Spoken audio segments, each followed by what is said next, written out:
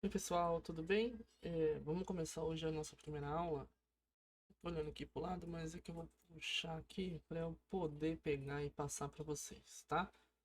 Nossa primeira aula hoje é importante nós delimitarmos uma coisa muito importante, sendo redundante, mas uma coisa muito importante que é a posição anatômica. Nós temos o corpo ereto, bípede, em pé, né?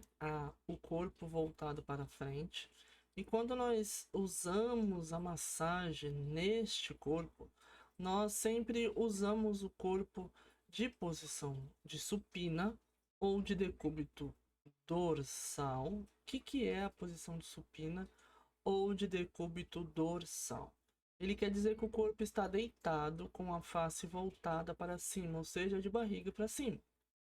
E temos também a posição de prona ou decúbito ventral, que é o corpo deitado com a face voltada para baixo. Desculpem. Essas duas posições nós usamos em massagens para que possamos deixar o nosso paciente mais relaxado e em alguns tipos de massagem usamos de um jeito ou de outro. Eu quero que vocês entendam e gravem bem isso. Posição supina ou decúbito dorsal e posição prona ou decúbito ventral. Nós usaremos também a divisão do corpo. O que é? Cabeça, pescoço, tronco e membros. Lembra da musiquinha? Cabeça, ombro, joelho. Não, mentira, mas não é isso, tá? É cabeça, pescoço, tronco e membros. Quando eu falo cabeça, é só cabeça. Quando eu falo pescoço, é só o pescoço. Quando eu falo tronco, é só a parte do tronco. E membros são braços e pernas. Beleza? Nós temos planos anatômicos. E os planos anatômicos são o plano cranial, o plano plantar, o plano anterior, que é a parte da frente, o plano posterior, que é na parte de trás, lado direito e lado esquerdo. Nós temos também planos de delimitação, que são sagital, transversal e frontal. E aí nós temos também o plano medial sagitano. Desculpa, medial sagital. E temos plano sagital medial e plano sagital mediana. Plano frontal ou coronal. O que eu quero dizer com plano frontal ou coronal? Isso vocês sigam na sua apostila, na página 9 em diante. No plano frontal ou coronal, ele começa cortado da cabeça até os pés. Nos planos transversais, corta a pessoa ao meio. E voltando um pouquinho, quero que vocês lembrem uma coisa. Plano cranial significa na parte da cabeça. Plano plantar, parte do pé, Plano anterior, lembrem, sempre anterior é na parte da frente. Posterior, lembra da polpa da bunda? É da polpa da bunda na polpa. Então na parte posterior é na polpa, tá? Lado direito e lado esquerdo. Quem não é lesadinho igual eu, que sempre erro, né? Lado direito, lado esquerdo, ok? Aí voltando lá. Precisamente na página de termos e posição de direção, na página 20, nós temos superior cranial e inferior caudal. Superior cranial é daqui para cima, tá? E nós podemos pegar a parte torácica também. E a parte inferior caudal significa do umbigo para baixo. Voltando, anterior, parte da frente, e posterior é da polpa da bunda, tá? Quando eu falo de proximal e distal, o que eu estou querendo dizer com isso? Proximal é próximo a alguma coisa. Então, meu crânio, minha face, está proximal ao meu pescoço. Meu crânio está distal à minha mão, que está lá embaixo. Tá? Planos. Visualize. Inferior ao caudal, mais próximo aos pés. Superior ao cranial, mais próximo da cabeça. Anterior ou ventral, mais próximo ao ventre. Posterior ou dorsal, mais próximo ao dorso. Proximal, mais próximo da ponta de origem. E distal, mais afastado do ponto de origem. Medial lateral, quer dizer no meio, lateralizado e puxando para o meio. Medial, mais próximo do plano medial sagital. Lateral, mais afastado do plano sagital mediano. Superficial, mais próximo à pele. Profundo, mais afastado à pele. Nomenclaturas. Vou colocar as nomenclaturas para vocês terem uma noção, mas vocês não têm que se pegar muito nas nomenclaturas algumas, tá? Artéria, A maiúsculo. Artérias, A e A minúsculo. Veia, V maiúsculo. Veias, V e V minúsculo. Página 24. Ligamentos, ligue. Ligamentos, ligue, com L-I-G-G. Músculo, M, e músculos, M maiúsculo e M minúsculo. Nervo com nervo minúsculo e nervos com N e N minúsculo. Isso é da parte de posições. E aí nós vamos entrar na página 23, que é osteologia. Osteologia. Osteologia. O que seria osteologia? O que seria osteologia? Muito simples a explicação. Deixa eu só pegar aqui, que eu diminuí, e aí eu fico doido. Achei. Ósteo significa ossos e logia, estudo de. Nós observamos aí um osso normal na página 26 e um osso com osteoporose. Sigam aí vocês na página 26 da apostila, tá? Nós temos alguns tipos de tecido. Os ossos, eles são formados por um tecido conjuntivo denominado tecido ósseo, que se caracteriza por uma matriz classificada e confere uma grande rigidez. Esse tecido é formado por 3 tipos celulares, que são os osteoblastos, os osteoclastos e os osteossítios. Caminho fácil, né? Um pouquinho mais à frente. A função do osso qual que é? E isso é sempre uma pergunta que eu faço na prova, tá? A função do osso qual que é?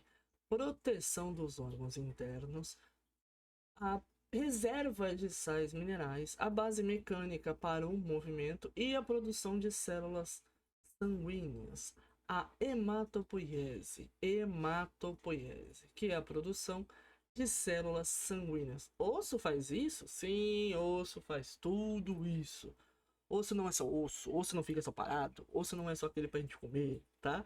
Então, voltando, ele é proteção de órgãos internos, reservas de sais minerais, base mecânica para movimento e a produção de células sanguíneas, a hematopoiese. Lembrem que ele, o osso, o esqueleto em geral, é responsável pela sustentação de estruturas e da forma ao nosso organismo. Nosso tecido ósseo é 18% do nosso peso corpóreo. Isso quer dizer o quê? Que eu não sou gorda, eu sou ossuda. Vamos lá. Nós temos 206 ossos aproximadamente. 206 ossos. Sendo eles a proteção para os órgãos internos, estoque e liberação de gordura, produção de células sanguíneas, a estoque e liberação de sais minerais, locomoção e suporte das estruturas. Nós temos que entender que o osso ele tem uma superfície óssea microscopicamente porosa. Nós temos o endósteo e o periósteo. Endósteo, a parte mais profunda, periósteo, a parte mais externa.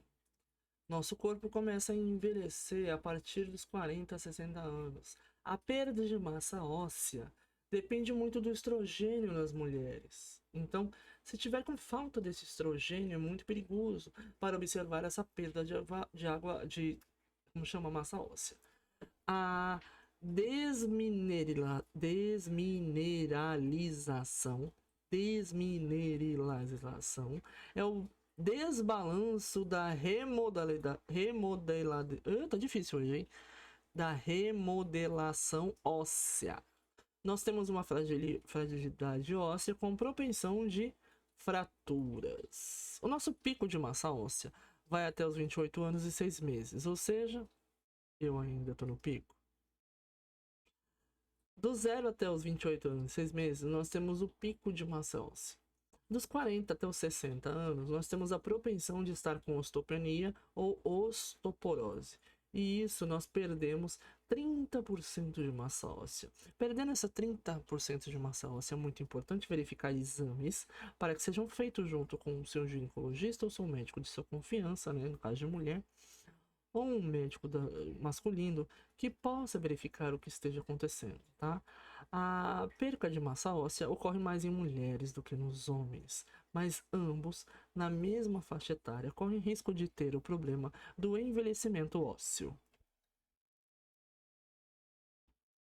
Os ossos são classificados em 4 tipos: longos, largura com maior e assim, uma maior de comprimento, né, uma largura maior, e maior que a espessura e... Vamos lá, voltando.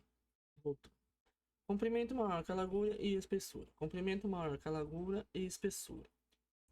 Nós temos os ossos curtos, que são os da mão. Tá? A largura e espessura são aproximadamente iguais. Nós temos os ossos chatos, que equivalem com a largura e equivalem com a parte da espessura. E nós temos também a classificação dos ossos irregulares, que são os ossos que não aparecem com nada, e esses são os ossos da coluna. Nós temos a parte muito importante da divisão do esqueleto, que é o esqueleto axial, aonde você encontra no esqueleto axial a parte do tórax, ok? Clavícula, coluna vertebral, costelas verdadeiras e falsas, cóccix, ilho, isque, pubis. Na parte, ainda continuando, da axial, nós encontramos a parte do neurocrânio, que consiste em 8 ossos: 2 parietais, 2 temporais, o frontal, o occipital, o esfenoide e o etmoide. Onde vocês podem observar isso? Na página 45, vocês podem observar que o osso parietal é a forma maior da parte do lado superior e lateral do crânio. Nós temos o osso frontal, que fica na testa, tá? O parietal, que fica deste lado, temporal, que fica aqui, e o occipital, que fica atrás. Nós temos a parte zigomática, que são a maçã do rosto. Nós temos o nasal, o maxilar, a mandíbula, ok? Nós temos também o esfenoide e o etmoide. O esfenoide é na parte de dentro do crânio junto com o etmoide. Um fica atrás, parecendo um formato de uma borboleta, e o outro fica dentro da narina. Nós podemos observar também que somos compostos na parte da face por 6 pares e 2 ímpares. São os ossos irregulares, que são os ossos nasais, conchas nasais inferiores, ossos lacrimais, o vômer, que é um ossinho que fica bem aqui, tá? Maxila, nós podemos observar na parte de cima. Mandíbula é que movimenta. Os palatinos, que é o do céu da boca. Zigomático, lembrem da maçã do rosto, vocês passam blush. Ossos zigomáticos. Nós temos a coluna vertebral, que é muito importante para vocês, massoterapeutas. Nós temos 33 vértebras da coluna, sendo 7 cervicais, 12 torácicas, 5 lombares, 5 sacrais e 4 coxigíneas. Região cervical, pega da C1 a C7, ou seja, do começo da occipital, 7 vértebras. Depois da região torácica, T1 até 12. Na região lombar, L1 a L5, na região sacral é S1 até S5. E o cóccix, aquele nosso rabinho. Alguém já viu alguém quebrando o cóccix, machucando o cóccix? É complicado. Na parte apendicular, o esqueleto apendicular ele corresponde aos ossos dos membros superiores e inferiores, e ele é responsável pela sustentação e movimentação do corpo. Nós pegamos quem aqui no esqueleto apendicular? A clavícula, a escápula, o húmero, o rádio, a una, ossos da mão. No quadril, vocês observem na página 49, ilho, isquio e pubis, fêmur, patela. Vocês têm a fíbula que fica do lado de fora e a tíbia do lado de dentro, e ossos tarsais e metatarsais. Nós temos regiões em conexões do eixo axial e apendicular. Nós temos os símbolos escapular, que é a clavícula e escápula, e o símbolo pélvico, que é o quadril. Nós temos a pelve óssea, que é o quadril, sacro e cóccix. Olhe na página 50. A cintura escapular era formada por dois conjuntos de ossos, as escápulas e depois as clavículas, que ficam na parte anterior completamente pelo manúbrio externo da parte axial. Manúbrio externo, voltado do tórax. Olhem na página 51. Na página 52, vocês vão observar o húmero, a una, rádio, a una e o rádio. E aqui na mão nós temos os metacarpos e falanges. Observem também na página 53. Cada osso do carpo possui um nome. Da direita à esquerda vocês observem o trapézio, o trapezoide, o capitato, o amatato, o escafoide, o semilunar, o piramidal e o pisiforme. Vou precisar conhecer esses? Vai. Na cintura pélvica, nós encontramos o ilho, isquio e pubis. Ilho, isquio e pubis. Ilho, isquio e pubis. Vocês vão ver a formação do símbolo da parte do membro inferior, onde observa seu abdômen, a pelve e o períneo. Isso está na página 54. Na página 55, vocês vão observar os ossos do membro inferior, fêmur, patela, tíbia, fíbula, localizados na perna. E lembrem, a fíbula é o que fica de fora e a tíbia para dentro. Os ossos metatarsais e também as falanges metatarsais.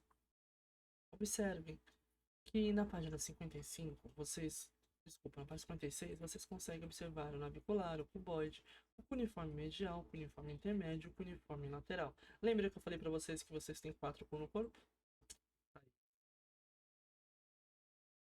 Variações de alguns esqueletos. Nós temos os aspectos sexuais, aspectos etáricos e antropométricos. A identificação de cada cadáver, e quando eu falo de cada cadáver é porque eu trabalho nessa área. Observa-se um adulto e observa uma criança de 3 anos. Na página 57. Na página 58, você consegue observar neonato com 1,8 volume total do crânio. Já um adulto com 1,5 do volume total do crânio. Aspectos etários, a expansão dos ossos da face e o ganho da dentição. Olha que bonitinho na página 60. O ganho e troca de uma dentição. Os aspectos etários, nós temos a redução óssea da face e a perda da dentição. Na página 62, nós conseguimos observar a sinostose, a classificação de um tecido fibroso de uma cartilagem trirradiada, onde se observa a curvatura sagital da parte do crânio e da face, onde se observa a sutura frontal e também a parte do parietal e a sutura sagital. Os aspectos sexuais, desculpa, gente. Observe-se que até a puberdade não dá para se verificar o sexo pela análise do crânio, só pela pelve. O adulto no sexo feminino tem a fragilidade da musculatura, menor desenvolvimento de estruturas ósseas e protuberância de cristais de processos são menores e mais lisos, como vocês podem observar. Observe no desenho da página 64. Ele é muito importante para que vocês leiam e entendam como que é a estrutura óssea. Observe na página 65 uma pelve masculina e uma pelve feminina. A pelve feminina, ela é mais arredondada, mais larga, transversalmente oval, ela é ampla, arredondada e o órculo dela tem 90 a 100 graus. Já na pelve masculina, ela é estreita e profunda, ela parece um formato de coração, ela é estreita e alongada e tem 70 graus, ou seja, ela é menos afunilada. O que vocês tiverem de dúvidas, eu estou à disposição para que possamos examinar o que vocês quiserem, ok? Estou aqui e até a próxima aula. Falaremos de articulações. É onde começa para vocês ser a parte mais interessante. Beijo e até mais, pessoal. Espero que vocês tenham tirado qualquer tipo de dúvida e qualquer coisa é só me chamar.